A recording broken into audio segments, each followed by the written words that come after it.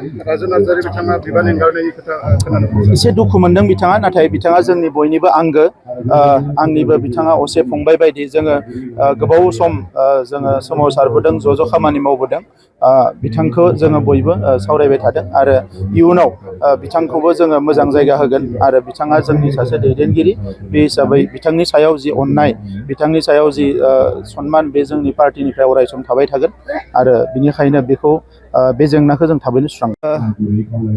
दुलाराय बर' फरायसा आफादनि गायसनजेननाय समनि गाहाय नेहाथारि आरो BSc बारग' चिफ कनकेशन नार्जारि बिथांनि फुल मोनसे मुसुखा बेवहाय बेखेवनाय जादों आरो बेवहाय बिथांनि अनजालि बिसिजों लोगोसे जोंहा क'क्राझारनि MLA, सिडलीनि MLA, लोगोसे बावैसो फोसावजानाय MP केन्डिडेट आरो दुलाराय बर' फरायसा आफादनि लेङाइ आफादगिरि लोगोसे बयबो रायजो राजा जों बयबो बाहागो लादों।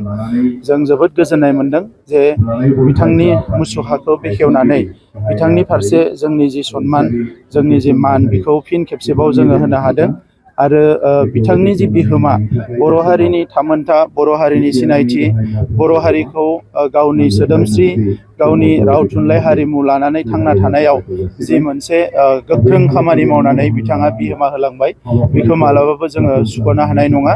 बिथांनि खाथियाव जोंहा गिदिरथार मोनसे रिन जानानै थाबाय।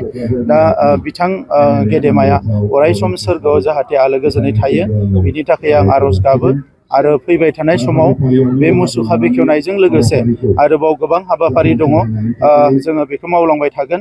दिनै जोङो क'क्राझाराव जेसेबां गेदेमाफोर जोंहा दङ, बिनेश्वर ब्रह्म बिथांनि मुसुखा गायसननाय जाबाय, बिर सिलागां बिथांनि मुसुखा गायसननाय जाबाय, दा गारलाबाथा बसुमतारी बिथांनि दङ, अस्ताद गामिनी नार्जारि बिथांनि दङ, नीलेश्वर ब्रह्मनि दङ आरो बेबायदि गोबां गेदेमाफोरनि मुसुखाफोरखौ गासैखौबो गायसननो थाखाय BTR सरकारा हाबाफारि लादों आरो बिनि थाखाय जोङो क'क्राझारनि MLA लरेन्स इस्लारि बिथांखौ दायित्व होदों बे गासैबो मुसुखाखौ बानायनो थाखाय।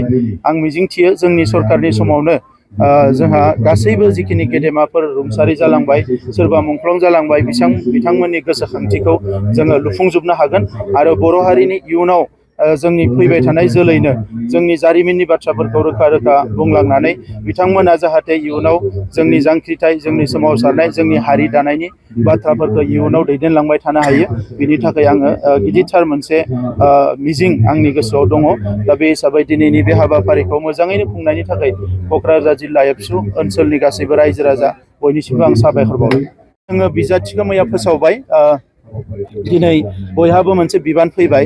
जोङो खौसे जानो हायैनि थाखाय थांनाय मोननै टार्म जोंनि MPखौ जोङो खोमानानै लानांदों आरो नैबे समाव मोनसे मोजां खाबु फैदों। दिनै बयबो खौसे जानानै भट होनानै जोंनि सासे गावनिनो बिदा फंबाय हिसाबै जयन्त बसुमतारी बिथांखौ जोङो देरहाहोनायनि, मानोना एबार जोंजों लोगोसे BJP, AGP आरो गोबां आफादफोरजों जों दंफायो, ओंखायनो एबार जोंनि बिजाथिया गोबां भटआव देरहागोन। ओंखायनो जोंनि माहारिनि सासेबो सुबुङा जाहाथे गावनि भटखौ आद्रि खालामा, मानोना क'क्राझार समस्तियाव जोंनि सासे MP नांगौ आरो बे MPखौ मोननो थाखाय UPPL दोलोल' नङा, बयबो खौसे जानानै भट होनानै गुबुन बायदिसिना खोथाफोरखौ बावथ'नानै जों खौसे जानानै आवगायबोनो थाखाय आं बयखौबो खावलायदों।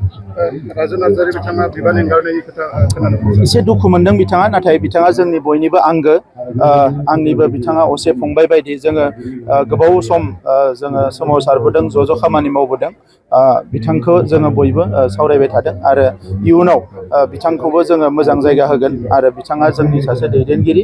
बे हिसाबै बिथांनि सायाव जि अननाय, बिथांनि सायाव जि सनमान, बे जोंनि पार्टिनिफ्राय अरायसम थाबाय थागोन आरो बिनिखायनो बेखौ बे जेंनाखौ जों थाबैनो सुस्रांगोन। नमस्कार, मैं doctor Pratibha Pasari Agarwal, IVF specialist at Apollo fertility Guwahati. मैं जनाब विचारिছো जे मैं क'क्राझार अपोलो डायग्नोस्टिकत 23 मार्चत आহি আছো দুপৰীয়া 12টা বজাৰ পৰা এটা বিনামূলীয়া নিসন্তানতা কেম্প লৈ পেলাই। যাৰ এনেকুৱা ধৰণৰ প্ৰব্লেম আছে, নিসন্তানতা প্ৰব্লেম আছে, আহি পেলাই মোৰ লগত আলোচনা কৰি পেলাই চিকিৎসা কৰিব পাৰে।